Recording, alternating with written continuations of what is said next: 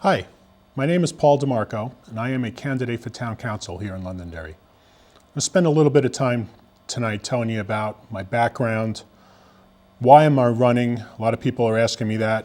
I'll go through a few of my positions, tell you my stand on a few issues that may face you as a taxpayer. And then after the conclusion, I'll tell you how you could get in touch with me and get some more information in case you want to follow up with me, or maybe if you support me, maybe you want to post a sign for me or something. So anyway, let me give you a little bit about my background. First, I wanted to kind of start with how I got started in public service. In 1995, I lived in Pennsylvania, and I went to a local town selectman meeting because my garbage hadn't been picked up in a while. And that night, the township selectman approached me and said, we have an opening on our planning commission. We thought maybe you'd like to be on it, sir. These guys had never seen me before in my life. But I was ecstatic at the opportunity, and of course I graciously accepted. That was in 1995, and I served on that commission for 5 years until the point where I moved to New Hampshire. What that showed me was, over that 5 years, that you can make a difference by getting involved in your community. In summer of 2000, I accepted a transfer from Pennsylvania to the Boston area, which brought me up here. I chose New Hampshire over Massachusetts because of its higher quality of life, its lower crime, and its respect for personal freedom. And I chose Londonderry because I really loved the character of this town. The first time we looked at a house here, we fell in love with it. And of course, the schools were great too, and we had a child who was going to be going into first grade at the time. Now, fortunately, I don't work in Boston anymore. I work right here in town. I'm the Director of Information Technology for Bosch Thermal Technology up at near the airport. I've been on the town planning board for nearly 5 years now. I also served on the Capital Improvements Planning Board, the Open Space Task Force, and also I'm currently on the Emergency Management Council as the Secretary. Also in the community, I'm involved with the Boy Scouts. I'm on the committee of Troop 1910, which meets at St. Peter's Church. And I'm also a captain on the ALERT team, which is a Londonderry emergency response team. So now let me tell you about why I'm running. That seems to be a common question that people keep coming up to me and asking me. First and foremost, the reason I'm running is I want to serve you, the people of Londonderry. In the last 5 years as serving on the planning board, it's just been a wonderful experience, and I wanted to take that to the next level. I'm not doing this for me. I certainly have things that I would love to do in my spare time. I'm doing this for you, and my hope is that if you do elect me, I could spend the next 3 years making Londonderry a better place for all of us to live. I feel I offer a lot to you in experience, and I think you'll like my approach to the way I like solving problems. I like talking to people.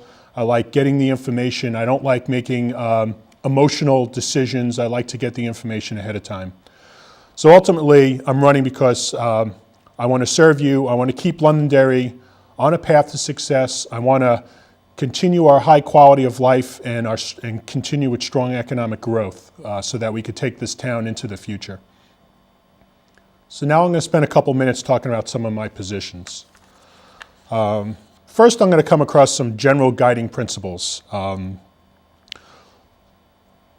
like to say one of my core feelings about government's responsibility to the community is to protect life, liberty, and the pursuit of happiness. That's written right in our Declaration of Independence. With regards to life, I feel protecting the safety of our citizens, providing basic infrastructure to allow our citizens to freely engage in commerce and to socialize, that's a core purpose of what government needs to protect. I feel that public safety services should be prioritized ahead of other projects, as these are really the basic essentials of the community. These are the core services that government has to provide to its citizens. Second, liberty. I moved to New Hampshire because I really felt live free or die still meant something here. I do not believe that government has to control personal liberty and things that we do in our private lives on every level, especially if there's no impact to others. If I'm elected to town council, that's going to be an underlying guiding principle for me when I make decisions about perhaps new ordinances and so forth. I don't want to pass regulations that I feel are going to impact people's personal liberties. And finally, the pursuit of happiness. When Thomas Jefferson said this, he really meant the pursuit of private property. I believe that a reduction of the property tax burden must be a high priority for any town council. And if I'm elected, I'm going to look for creative ways to control those property taxes. Personally, I went and got all my property tax bills since I moved here, and they increased approximately 4% a year over the last 8 years. They actually went down a little bit at one point, but over the last 8 years, they went up about 4%. Not great, but not as bad as some other places in the country. Inflation was only about 2.8% during the same period. So it is above the cost of living. So in reality, I'm getting a little bit less and less each year for my money. And I want to make sure that we kind of keep that under control. We don't want to get that out of hand. So next, let me talk about what I feel my fiscal responsibility to the voters and the taxpayers is. I want to make sure we continue to provide a high level of service to the citizens of this town in a cost-effective manner. One of the things I really feel is important is that when deciding on, especially something that are capital improvements to the town, we use the CIP, the Capital Improvements Plan, as a tool. This process that we go through every year, the public has input as to what the priorities should be over the next 10 fiscal cycles. And of course, every year that could be modified, but it gives us a kind of a rolling window of where things sit and where priorities are. And I feel that that's an important tool that, as a town council, I'll need to look at. I've been asked many times about how I feel about union contracts and how I would handle those as a town councilor. First, let me say that ultimately the union contracts are decided on by the voters, but as a town council, I will need to make my recommendation to the voters on how some of those will be handled. I want to say that my approach to how I'll handle the union contracts is go through it in a methodical fashion, keep a positive attitude. The employees of this town, I have a lot of respect for them, and I want to make sure that they provide cost-effective services to the town, but we also keep them so that they're satisfied in their jobs so that they continue to give us the high level of service that they've given us in the past. So my goal is to maximize the quality of services while minimizing the impact to the taxpayers.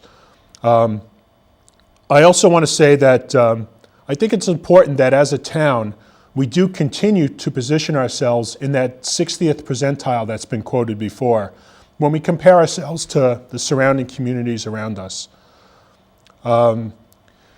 Town employees, their salaries are an easy target because it's the largest part of the town budget.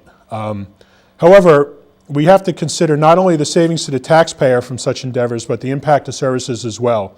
We can't just say we're going to eliminate certain positions. We need to think about what that does to services that they provide to the town.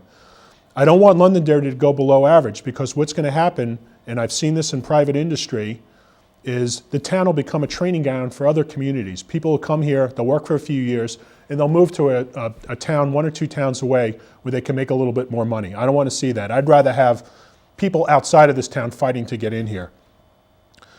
My final point is I want to encourage open communication with the other government entity here in town, and that's the school board. There may be collaboration opportunities between the two government bodies. There may be common services that both provide that perhaps the town and the school board could get together and maybe come up with an idea that we could combine those services and maybe save the taxpayers money. Some of the areas that I came up with off the top of my head are telecommunication systems, things like phone systems and so forth, internet connectivity, information technology, purchasing of computers, setting up of networks, and so forth. Why have the same skill sets across both organizations when perhaps a single group might be able to take care of that? And finally, facilities. There may be other ones as well, and perhaps these 3, maybe some of them may not make sense, but I just think it's worth having that conversation and exploring that. Next, I wanted to talk about planning and development. As I previously mentioned, I am currently a planning board member. I did participate in the adoption of the current master plan, and while I was a planning board member, I used this document as guidance for particular projects, where they go. If I